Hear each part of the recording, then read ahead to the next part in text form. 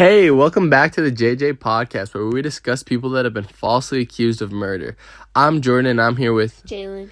We are going to be talking about the case of Malcolm Alexander and how the Innocence Project worked with him.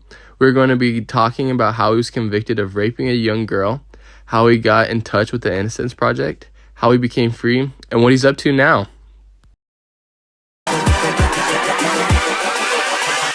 Hold up.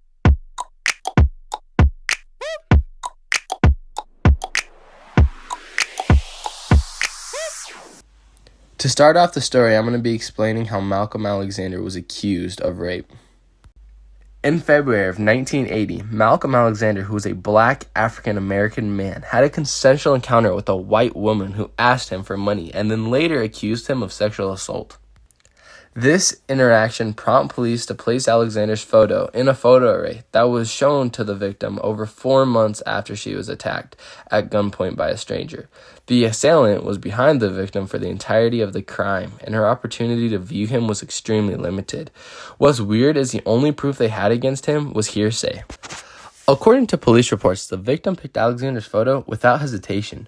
Research has shown that multiple identification procedures can be with a witness's memory, causing a witness to become confused about whether he or she recognizes a person from the earlier procedure, while also making the witness more confident in his or her identification. That's so interesting. Do you know why she was asking him for money?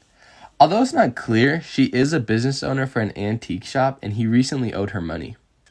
I also find it crazy that research has shown your mind can play tricks on you when identifying somebody, and that he went to jail solely based off of hearsay and there was no physical evidence. Yeah, I don't really know how they kind of put him away for that, but it's definitely crazy. Now I'm going to be talking about how Malcolm got in touch with the Innocence Project. While Malcolm was in prison, he spent a lot of his time at night classes learning new skills that he could apply to his life when he was released. He learned mechanics, cooking, and risk management. If Malcolm wasn't at a class, he was in the prison's hobby shop. At the hobby shop, he learned to become a skilled woodworker and how to make jewelry. In the hobby shop, he also met Henry James, another Innocence Project client, who, like Malcolm, had been wrongly accused of raping a white woman and sentenced to life in prison without parole.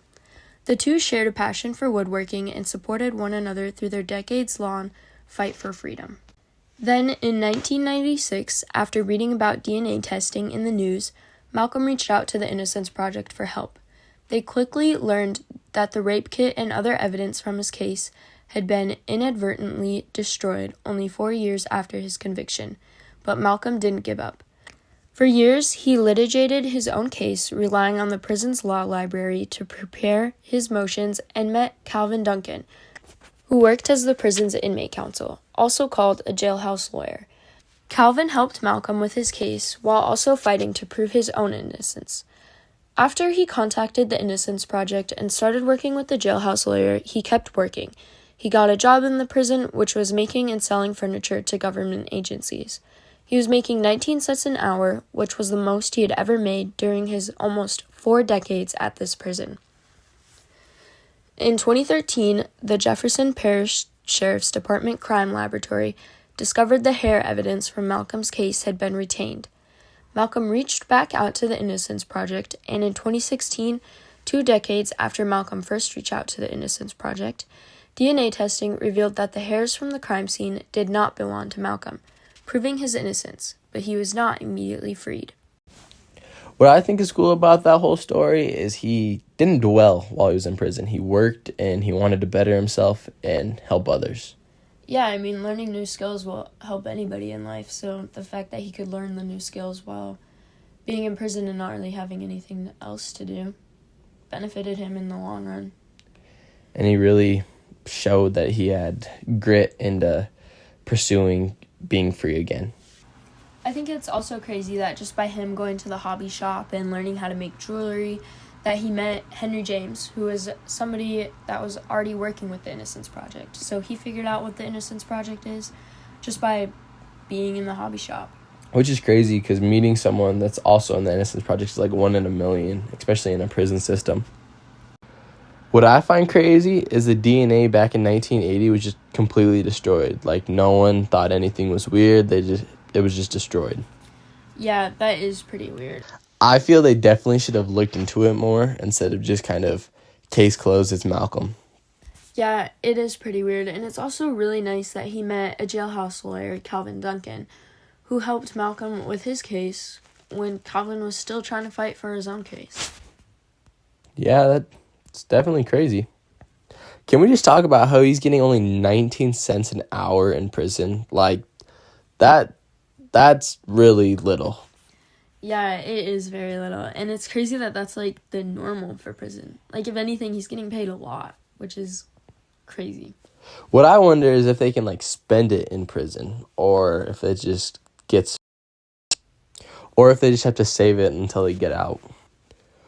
When you said that it took almost 2 decades after he reached out to the Innocence Project for them to come back and actually look into it, is just kind of crazy. Yeah, it takes, like, it's weird how long it can take, and, like, I wonder how many other people are on the waiting list to get in contact with the Innocence Project. But, like, he got lucky. They found a hair that just proved that it wasn't him, so. I know, the chances of, like, them just finding a hair that can prove it wasn't him, he's very lucky. And how, like, they can preserve it for that long. I find that really interesting because you'd think you'd lose something like that or not really think about it because that was a long time ago. Yeah, especially because they destroyed the DNA testing kit, the rape kit, and they still had this one hair left that they found. Which is also kind of weird of how, like, they just never found who actually did it. And that's kind of the crappiest part of the whole thing. So, I mean, I guess there's 2 parts to it. Yeah, her rapist is still out there, and that's probably scary for her and other people. Well, or he could be dead, but That is true. He could. this happened a very long time ago. He could have been, like, an old man when it happened, so. Yeah, I mean, nobody knows, I guess. Or he could have been a kid. Who knows? So, Jordan, can you tell us about what Malcolm's up to now that he's free and finally out of prison? Well, with his work experience and his determination to constantly learn and grow have served him well. In his work, monitoring and maintaining the drainage pump in New Orleans, a real job that pays a wage, not cents, but dollars per hour, and that he is free to leave when the workday is over. Can you imagine having to get cents per hour to dollars per hour? It's a huge just gap. I bet it feels nice to make dollars per hour instead of cents per hour because now he gets to come home with a nice paycheck instead of making $1 a day is what he probably was making in prison. And what's cool is he gets to come home to a family now. He has a wife and he has 2 kids, so. Anyway, during Hurricane Ida, Malcolm worked 12-hour shifts for nearly a week to help prevent further damage from the storm, a role that he was proud to have. But his dream is to put his creativity and the work and metalworking skills he developed while incarcerated to use by starting his own jewelry business and finally becoming his own boss. But now he needs money to start a business, and he expects to get that money from the state of Louisiana for being wrongly incarcerated for 38. What's cool is how even the government and, like, our court systems did him wrong. He still wanted to stay back and help for the hurricane. Yeah, he seems like a really nice guy, and he just wants everybody to be safe. I also think it's really cool that he loved what he did in the hobby shop so much, which was making jewelry and furniture, that now he wants to have his own business of making jewelry. I mean, he was there so long, so he's probably pretty good at it. Yeah, probably. Currently, the Louisiana Attorney General's office is fighting against Malcolm's compensation claim. The maximum amount of compensation Louisiana will award wrongly convicted people is $250,000 to $25,000 per year for a maximum of 10 years of incarceration, regardless of how long the person actually spent in prison. Starting July of 2022, that amount will increase to $40,000 per year. For Malcolm having spent 38 years wrongly incarcerated, this would have amounted to just $6,580 per year. But the Attorney General's office is preventing him from receiving even this meager measure of compensation. Malcolm was freed 3 years ago and still has not received anything from the state. To me, that's, like, messed up. He should be getting, like, a lot of money for every year he was incarcerated. Yeah, and the fact that it's been 3 years and he still hasn't gotten anything, and who knows how close he is to even getting anything. Especially when it's their fault. He was just wrong place, wrong time. Yeah. $6,580 a year isn't quite that much in today's day and age, but if you think about it, that would help him start his own business a lot, especially with his normal job that he works and that money every year. That would really help him start his own business of jewelry. It definitely would. It's just still not enough for the 38 years he was in prison.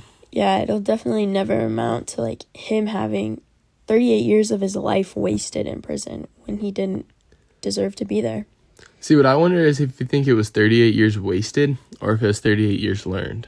Yeah, because, I mean, he did learn a lot of things in prison about life and skills. And Yeah, he definitely didn't just sit and dwell on the sad thing that happened where he's wrongly convicted. yeah, he learned a lot and probably a lot of wisdom that you learn in prison too, like from other people. What's cool is when he went to prison at such a young age, he didn't turn to gang or any violence. He just really wanted to better himself and prove he was innocent. Yeah, I mean, you do see that a lot whenever young people go to prison. They do turn to gang and end up becoming bad people, but he really didn't. You know, I wouldn't say bad people. I would just say bad choices. Okay, yeah.